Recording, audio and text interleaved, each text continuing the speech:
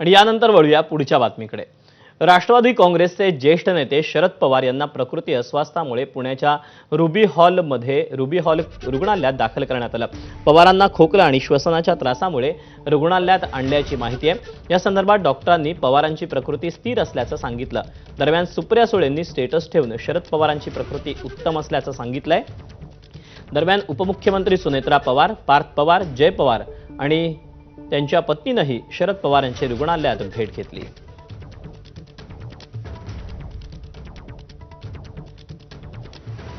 Physical exertion झाल्यामुळे छातीत कफ झालेला आहे, म्हणजे छातीत थोडंसं कंजेशन आहे आणि आम्ही योग्य त्या तपासण्या पाठवलेल्या आहेत आणि ट्रीटमेंट चालू आहे। आता कंडिशन एकदम स्टेबल आहे आणि तपासणी आल्यावरतीच आम्हाला जे काही त्याच्यात बदल करायचा असेल ते बदल करू। आता तपासणीचे रिपोर्ट आल्याशिवाय आम्ही आता काही सांगू शकत नाही। आता कंडिशन स्टेबल आहे आणि तपासणीचे रिपोर्ट आल्यावरतीच आम्ही पुढची ट्रीटमेंट काय बदल करायचे ते ठरवू।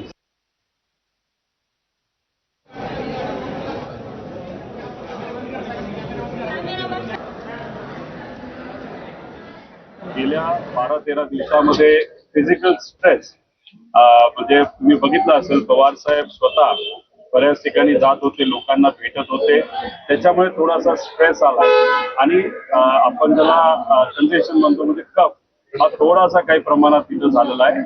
आता पुढच्या काही वेळामध्ये रिपोर्ट्स येतील।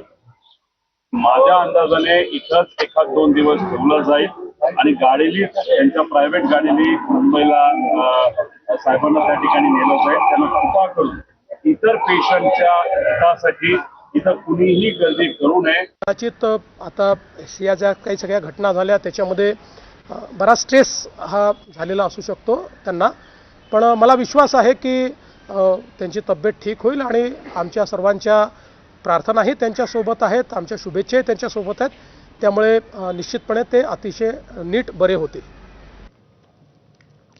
आणि या बातम्यांसोबतच बुलेटिनमध्ये वेळ झाली छोट्याशा ब्रेकची। अपडेट घेऊन लगेच परत येतोय।